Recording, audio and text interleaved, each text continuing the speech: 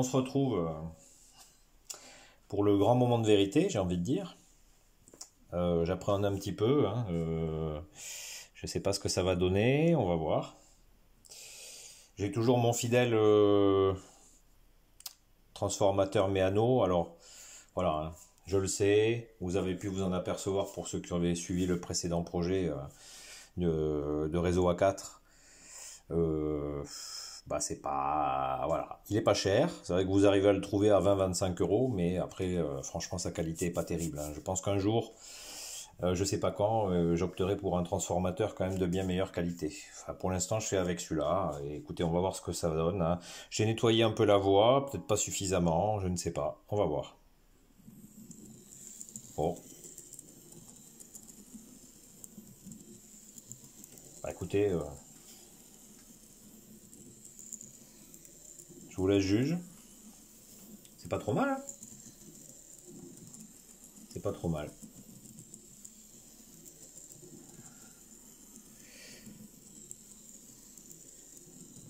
Alors ce genre de transformateur permet pas un ralenti de fou, hein.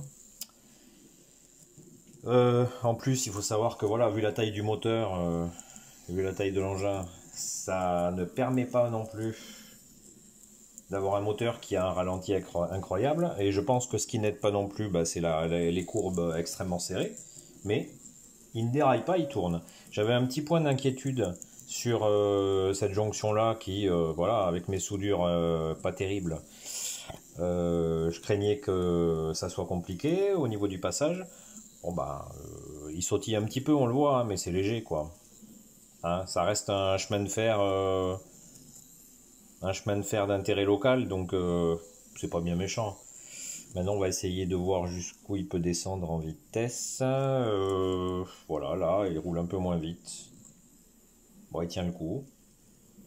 On va faire un petit test. Si vous voulez, on va faire un petit essai, voir ce que ça donne en diminuant un peu la vitesse.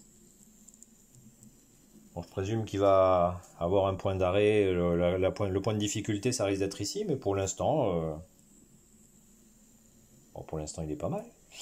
Là, le gros avantage, c'est que ça va être, lorsque le réseau sera terminé, un réseau bouclé, donc l'animation sera permanente. Il n'y a pas de manœuvre à faire. C'est juste de la contemplation. Écoutez, pour l'instant, c'est pas mal. On va voir. On réduit encore un peu. Là, ça a réduit beaucoup plus. Là, je pense qu'il va s'arrêter là, parce que ça va être un petit peu délicat pour lui. Non, bah écoutez. Ouais, je suis assez content. En plus, cette loco, je peux vous garantir que ça fait très très longtemps que je ne l'avais pas utilisée, hein. Donc, elle a passé plusieurs années sans tourner. Je l'ai graissé, j'ai graissé un petit peu les engrenages, hein, pour que ce soit quand même plus, pour éviter, on va dire, les soucis éventuels. Je réduis encore un peu, mais là, voilà, je pense qu'il va s'arrêter, hein, parce que là, il va vraiment pas vite. Bah non. Ouais, je suis assez content. Là, on a une vitesse vraiment très réaliste. Franchement, je suis assez content.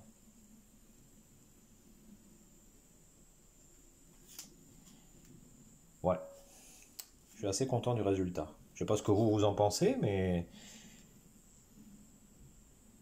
Alors j'avais, pour ceux que je baisse encore un peu, mais il y a un moment où ça va finir par s'arrêter. Je suis sûr que l'arrêt va se faire là. Oh, pour l'instant, non.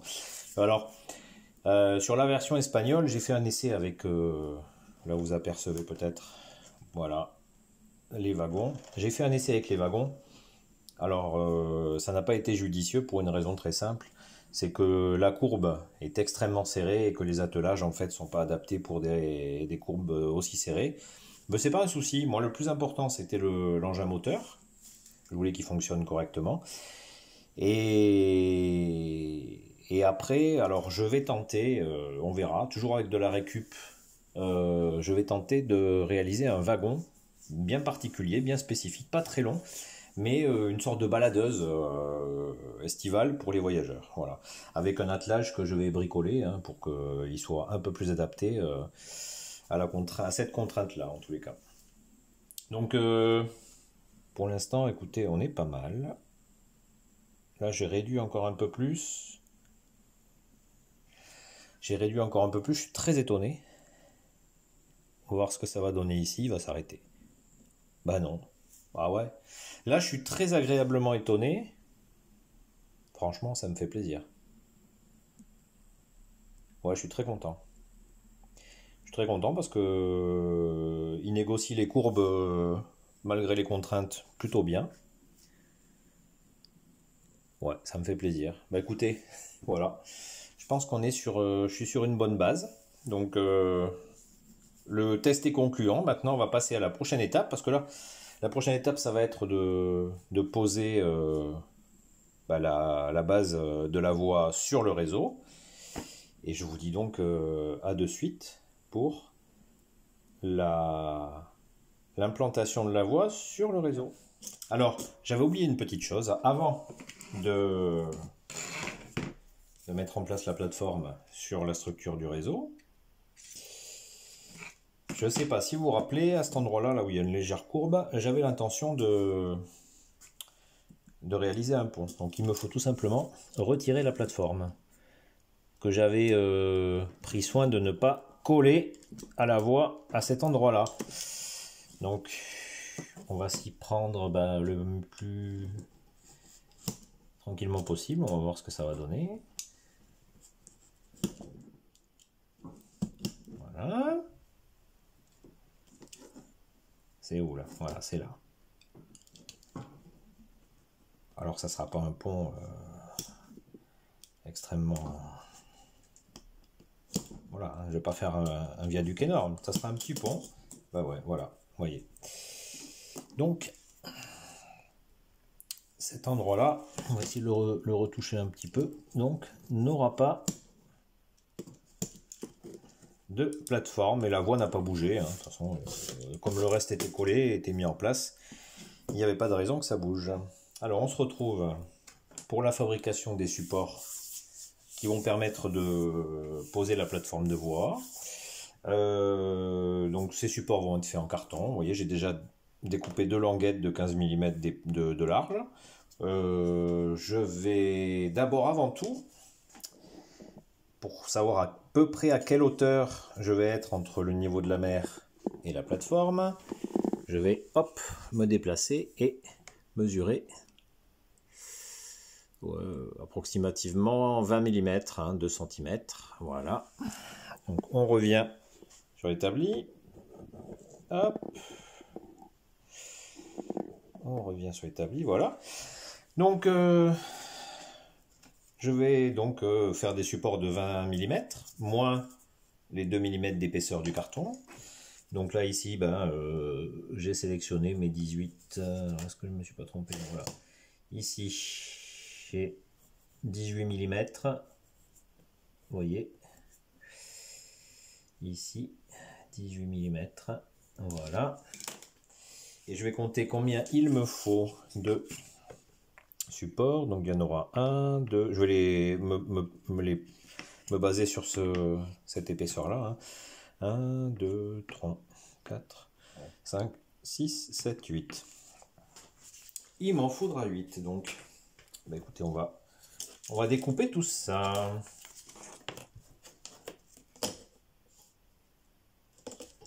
On va découper ceci. Voilà.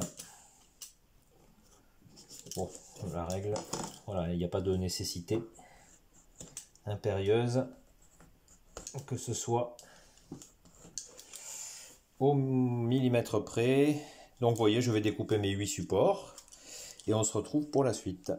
Alors, comme vous pouvez voir, j'ai ici mes supports, mais je ne vais pas les coller directement sur ici les languettes, hein, parce que j'ai peur qu'avec le temps, ça puisse jouer, se décoller et s'abîmer. Donc je vais essayer de renforcer le tout de manière assez simple. Hein.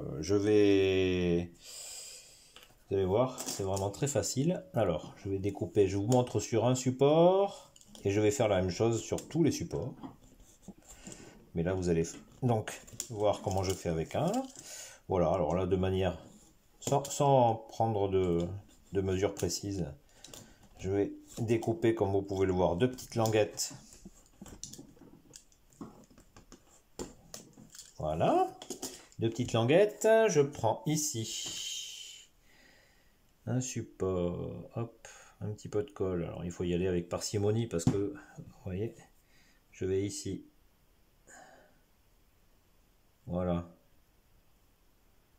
Alors en évitant consciencieusement,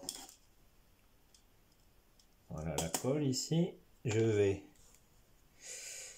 le retourner, remettre un petit point de colle ici, pareil, il faut y aller tranquillement, il faut...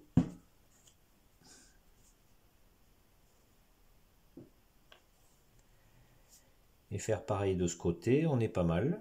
Voilà, bah, écoutez, je vous montre, vous voyez ce que ça donne, je pense que vous allez vite comprendre après pourquoi je fais ce genre de support. Donc je fais tous mes supports et on se retrouve ensuite pour les installer. Je vais vous montrer quels ont été les derniers petits éléments que j'ai mis en place. Alors, vous m'avez vu fabriquer de manière très simple les supports de la plateforme de voix. Vous voyez que ces supports ici sont installés et fixés sur ce quadrillage-là en carton. Donc, voilà, il y a 8 supports qui maintiennent de manière vraiment solide. Donc les appuis pourront se faire sans difficulté. La plateforme est collée. Alors pour rappel, hein, ici vous voyez pas de plateforme en carton parce qu'en fait sur cette partie-là, il y aura un futur pont qui va être installé. Donc la plateforme n'était pas présente. Et ça c'est pas trop... Voilà, ça, vous voyez, ça n'a pas fait bouger la voix, ça pose pas de souci. Autre petit détail à nouveau. J'ai essayé de rendre un petit peu plus discrète la jonction ici. J'avais été obligé d'enlever les traverses. Bon, j'en ai recollé 4, vous voyez. Bon, écoutez, ça permet de rendre un petit peu plus discret ici les éclisses. Puis bon, comme la voie va être en grande partie noyée, même les traverses ne seront plus trop visibles. Hein. Ça, c'est pour cette partie-là. Qu'est-ce que je peux vous dire de plus? Si que les câbles, j'ai essayé de les guider un petit peu et les évacuer vers cette partie-là du réseau pour que ce soit le plus discret possible et que ça traîne pas trop partout. Dans le prochain épisode, je vais commencer à façonner le relief de l'île tout entière. Donc ça va être sur les côtés, au centre. Il y aura un petit peu de travail. Mais ça devrait se faire sans trop de difficultés. Alors ça se fera pas la semaine prochaine, vous m'excuserez, parce que la semaine prochaine je suis en vacances. Donc je ne pourrai pas tourner de vidéo. Donc la prochaine vidéo sur le projet se fera dans 15 jours. Donc voilà, je tiens à m'excuser. Je pars en vacances à Benicarlo, la véritable Benicarlo en Espagne. Je vous dis à très très vite, donc à dans 15 jours. Merci.